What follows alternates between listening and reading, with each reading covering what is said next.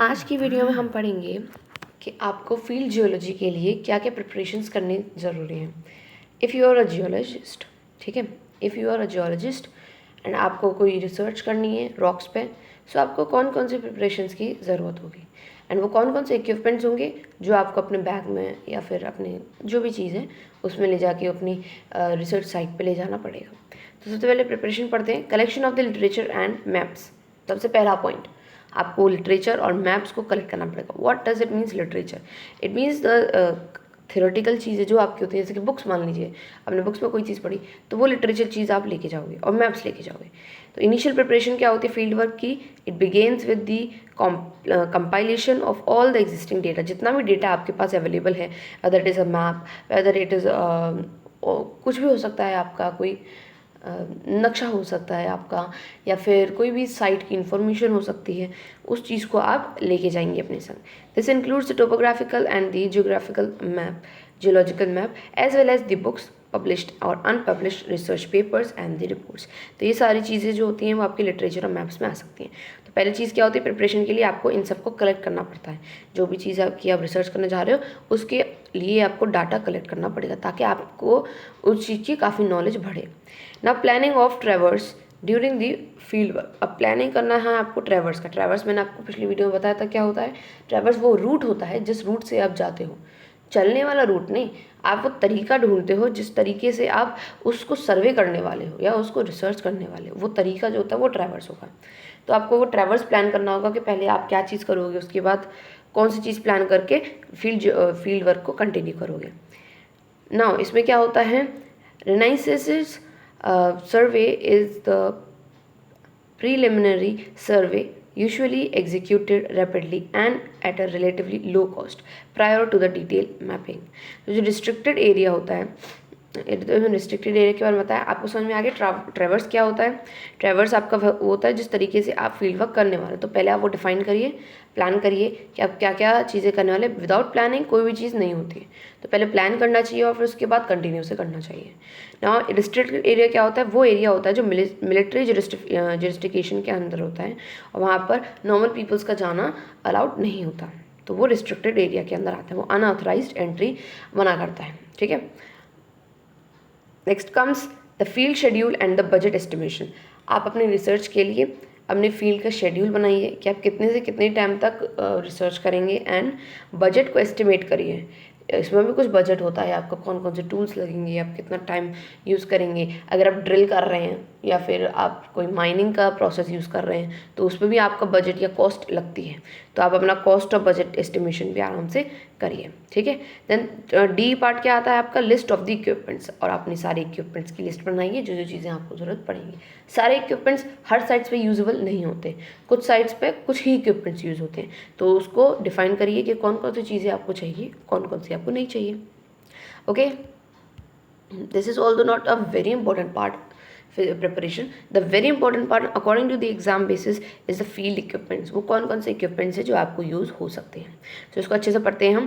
What are the field equipments? तो field equipments depend होता है objective of the field work. इसका क्या मतलब हुआ? इसका मतलब ये हुआ कि आप किस तरीके की रिसर्च करने जा रहे हैं या उस रिसर्च से आपका क्या ऑब्जेक्टिव है, क्या मतलब है उससे, तो उस चीज़ पे आपकी इक्विपमेंट्स डिपेंड करते हैं। सबसे पहला इक्विपमेंट है आपका मैप्स। मैप्स में क्या होता है, आपको सबको पता है मैप क्या होते हैं। आपको किसी भी एक रीजनेबल एरिया के बारे में इंफॉर्मेशन देते हैं कि किधर से किधर रूट है वहाँ का, या वहाँ पर कितनी चीज़ें अवेलेबल हैं, ऐसे मैप्स भी होते हैं। सो मैप्स इंपॉर्टेंटली आपके जियोलॉजिकल फील्ड वर्क में यूज़ होते हैं। Geological and the topographical maps is required and topographical maps are required for the plotting geological observations in the field.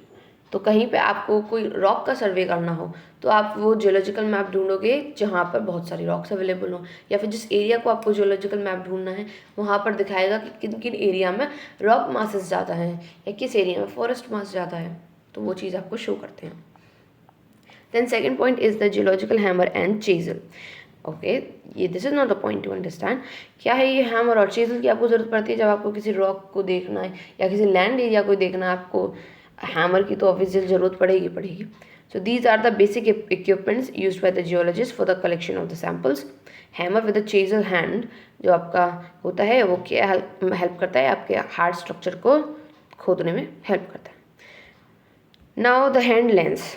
अब कोई चीज़ आपको बहुत ज़्यादा अच्छे से देखनी हो, आई मीन बहुत डिटेलिंग से देखनी हो, तो आपको हैंड लेंस की ज़रूरत पड़ती है। ठीक है, तो थर्ड पॉइंट क्या था, आपको हैंड लेंस की ज़रूरत पड़ेगी। नाउ डी होता है क्लिनोमेट्रिक कंपास। तो ये बहुत इंपॉर्टेंट इक्विपमेंट होता है क्लिनोमेट्रिक कंपास। ये यूज़फुल होता है for the basic geological information in the field such as the orientation of the geological map. ठीक है, जियोलॉजिकल मैप के ओरिएंटेशन में यूजेबल होता है with respect to the north dip and the strike of the rock beds. किसके respect में, north dip और strike के रिस्पेक्ट में ये आपको कुछ जियोलॉजिकल इन्फॉर्मेशन देता है।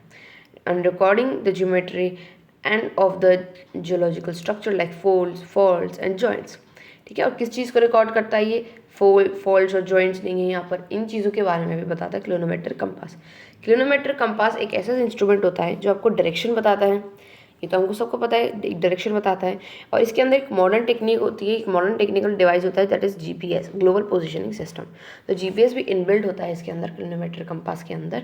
और ये क्या होता है, आपको डायरेक्शन शो करता है। ठीक है, और कुछ ऐसे जियोलॉजिकल स्ट्रक्चर्स के बारे को भी रिकॉर्ड करता है, लाइक फोल्ड, फॉल्ट्स और जॉइंट्स के बारे में भी। तो क्लिनोमेट्रिक कंपास तो आपके लिए मस्ट होता है एक जियोलॉजिकल स्टडी के लिए। Now GPS, global positioning system, ये एक multi satellite based navigation system है जो कि आपको मदद करता है कि आप किस पोजीशन पे हो, आपको लोकेट करें उस पोजीशन पे, या किसी भी पोजीशन पे आप अर्थ के किसी भी पोजीशन पे हो, तो global positioning system that is GPS आपको हेल्प करता है। If you have a ground receiver on the or the handheld GPS, it provides 3 dimensions location information such as latitude, longitude and the altitude or height. तो GPS आपको 3 dimensions locate करता है, that is longitude, longitude and altitude, जिसको हम height भी कहते हैं। Now haversack, rucksack and a sample bag, इसको मैं आम भाषा में कहूँ तो बोरी। ओके, तो स्ट्रॉन्ग जो आप बोरियाँ आप यूज़ करते हैं वो रक्सैक्स होती हैं, हैवरसैक्स होते हैं, मतलब थैले वैले, जो भी आपको इन्फॉर्मेशन वहाँ से मिल रही है, आपको रॉक पीसेस मिल रहे हैं तो आप वो चीज़ लेके जाइए, या फिर आपके पास कोई बैग्स हो तो वो आप लेके जाइए। तो जो भी सैम्पलिंग आप इकट्ठा करें या जो भी डेटा आप इकट्ठा करें वो आप अपने संग लेके आइए और अपने लैब में रिसर्च कर सकते हैं। ठीक है, तो ये स्ट्रॉन्ग क्वालिटी का, गुड क्वालिटी का बैग होता है। हैवरसैक भी काफ़ी अच्छा क्वालिटी का होना चाहिए ताकि आपके इक्विपमेंट जो होते हैं वो ख़राब ना हो और आपकी जो सैम्पल्स हैं वो भी ख़त्म ना हो, मतलब डिस्ट्रॉय ना हो जाए। Next the measuring tape. अगर आपको किसी रॉक पीस का लेंथ मेजर करना है सो आप मेजरिंग टेप का यूज़ करेंगे वहाँ पर। ठीक है, किसी बेड की थिकनेस मेजर करनी है तो भी आप मेजरिंग टेप का आराम से यूज़ कर सकते हैं। नेक्स्ट आता है आपका field notebook, masking tape, marker pens, pencils and erasers. It is useful to document the field observation in a concise, orderly, legible manner. तो जब आपको बहुत चीज़ एकदम डिटेलिंग के साथ देखनी होती है, या आपने कोई सर्च मारा, रिसर्च की, आपने ये रॉक करी, तो आपको उसकी डिटेलिंग अगर लिखनी है तो आपको इन चीज़ों की ज़रूरत पड़ेगी। Then comes camera. आपको हाई रेजोल्यूशन कैमरा की ज़रूरत पड़ सकती है किसी भी चीज़ की फ़ोटोग्राफ एज अ प्रूफ। क्या अब मान लीजिए आपने यहाँ फॉसिल्स देखे तो एज अ प्रूफ कि मैंने फॉसिल्स देखे आप फ़ोटो क्लिक कर सकते हैं, तो उसके लिए आपको हाई रेजोल्यूशन का डिजिटल कैमरा की रिक्वायरमेंट होगी। एसिड बॉटल, कभी कभी क्या होता है कोई चीज़ इतनी ज़्यादा डिकम्पोज होती है, कोई रॉक्स या कितनी ज़्यादा बैक्टीरिया होते हैं उसमें, तो आपको एसिड बॉटल्स की ज़रूरत पड़ती है जिसके अंदर 10% डाइल्यूट HCl होता है जो कि आपको कार्बोनेट रॉक्स पे हेल्पफुल होता है। Now miscellaneous items, it means आपकी सारा स्टफ़ जो इसमें चीज़ में ज़रूरत हो सकता है। मिसलेनियस मतलब कि कुछ भी item, like anything, streak plate हो गया, पॉकेट नाइफ हो गया, स्लीपिंग बैग्स हो गए, पॉकेट कैलकुलेटर हो गया, torch, battery charger, camera, GPS, ये सारी मिसलेनियस आइटम्स के अंदर आता है। Safety clothing air means the shoes और क्लोथ्स। मान लीजिए आपको रिसर्च करते करते या फिर कुछ सर्वे करते करते आपके क्लोथ्स थोड़े ख़राब हो गए या शूज़ कुछ ख़राब हो गए, तो आपको एज अ सेफ्टी क्लोथिंग रख लेनी चाहिए। या आप कहीं बहुत डीप माइनिंग लैंड्स में भी जा रहे हैं तो वहाँ पर भी आपको टॉर्च की ज़रूरत पड़ती है, तो उन चीज़ों की ज़रूरत आपको पड़ सकती है, तो आपको सेफ्टी क्लोथिंग लेनी चाहिए। Next, first aid kit. First aid kit, this is the basic requirement. हमको नहीं पता कि हम जो रिसर्च करने जा रहे हैं वो सेफ़ रहेगी या नहीं, सो प्रिकॉशंस के तौर पे हमें फर्स्ट एड किट लेनी चाहिए। Now geologist experience and imagination. Geologist जो होते हैं वो मोस्ट एक्सपेंसिव इक्विपमेंट्स लेके चलते हैं।